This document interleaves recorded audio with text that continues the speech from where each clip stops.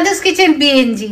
এই প্রচন্ড গরমে কিচ্ছু খেতে ইচ্ছে করে না, তখন এরকম একটা টক ডাল বানাতে পারেন, খুব তাড়াতাড়ি হয়ে যাবে আর ভাত দিয়ে খেতে অন্তত এই গরমে একটু আরাম লাগবে। কাঁচা আমের টক ডাল করার জন্য প্রথমে 1 কাপ মুসুরির ডাল নিলাম। ডালটাকে খুব ভালো করে ধুয়ে নেব, 2-3 বার করে ধুয়ে জলটা পাল্টে নেব।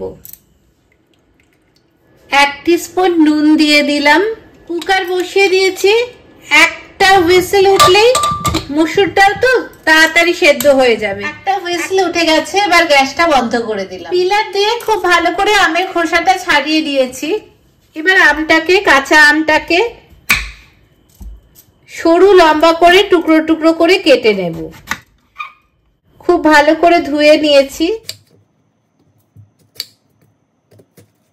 আটিটা দেব না, তাহলে খুব টক হয়ে যাবে। আটি থেকে এরকম চেঁচে আমটা বের করে নিচ্ছি। আমটাকে এরকম ভাবে লম্বা লম্বি করে কেটে নেব।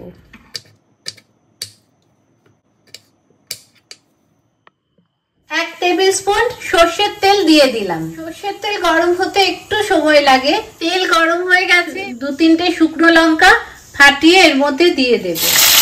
1/2 টিস্পুন কালো সর্ষে এর মধ্যে দিয়ে দিলাম। এবারে কাঁচা কাটা আমগুলো এর মধ্যে দিয়ে দিচ্ছি। 1 টিস্পুন নুন দিয়ে দিলাম। 1 টিস্পুন হলুদ দিলাম। এবারে একটু ভালো করে নাড়াচাড়া করে নেব। ডাল এদিকে ভালোভাবে সেদ্ধ হয়ে গেছে। আমটা বেশ কিছুক্ষণ ভাজা ভাজা হয়ে গেছে। এবার ডালটা এর মধ্যে দিয়ে দেব।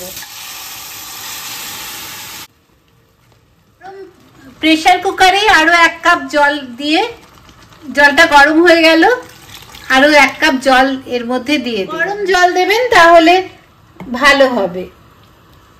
এবার ডালটা একটু ফুটবে। ডালটা টকবক করে ফুটছে। এখন আমি একটু খুন্তি দিয়ে মিশিয়ে দেব আর গ্যাসটা কমিয়ে দেব।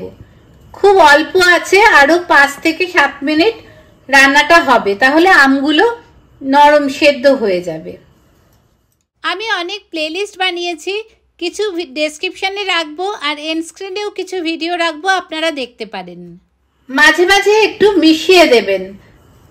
আর টক ডাল না একটু পাতলা পাতলা হয়, তাই একটু বেশি করে জল দিয়ে এরকম পাতলা পাতলাই করবেন। ব্যাস, টক ডাল রেডি হয়ে গেছে। দেখলেন তো কত সহজে হয়ে যায়। একটা আম তুলে দেখাচ্ছি সেদ্ধ হয়েছে কিনা। এই দেখুন, একেবারে গলে গেছে, নরম হয়ে গেছে। এই যে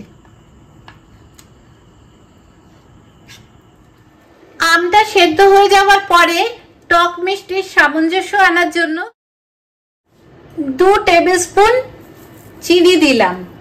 এবার মিশিয়ে দিচ্ছি। আর একটু ফুটবে, চিনিটা ভালো করে মিশে যাবে। আমডাল একদম রেডি। নুনটা আমি 2 বার দিয়েছি, তাই জন্য আর নুন দেওয়া দরকার নেই, নুন ঠিক আছে। খুব সুন্দর একটা টক ডাল তৈরি হয়ে গেল। টক মিষ্টি একটা ডাল এই গরমের জন্য ভীষণ ভালো। আপনারাও বাড়িতে বানাবেন, কেমন হলো আমায় জানাবেন, আর খুব তাড়াতাড়ি হয়ে যাবে।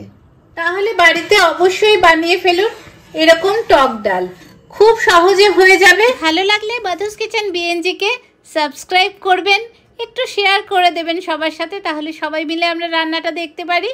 আর অবশ্যই অবশ্যই বানাবেন। এই টক ডালটা গরমে খেলে খুব ভালো লাগবে।